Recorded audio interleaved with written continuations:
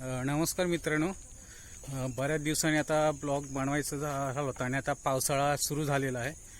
आणि आता मागच्या ब्लॉगमध्ये मी तुम्हाला सांगितलं होतं की आपला एक शहापाडा डॅम्प आहे आणि ते तुम्हाला दाखवलं पण होतं, पण तो व्यवस्थित ते एक्सप्लोर करताना की तुम्हाला दाखवता नाही आला.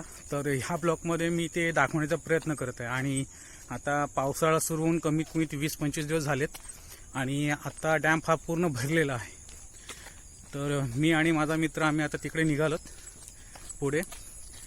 तर आपणही जाऊया. आणि ह्या ब्लॉगमध्ये एक आहे की माझ्या सगळ्या म्हणजे संपूर्ण आता जेवढे ब्लॉग झालेले त्याच्यामध्ये एक सॉन्गवर एडिट करत होतो, पण ह्या ब्लॉगमध्ये मी पूर्ण ओरिजिनल साऊंड असेल, जे पाण्याचा वगैरे आवाज असेल, पक्ष्यांचा आवाज असेल, जे त्याच्यामध्ये ओरिजिनल असतील, त्याच्यामध्ये कोणत्या प्रकारचं एडिट करणार नाही आहे.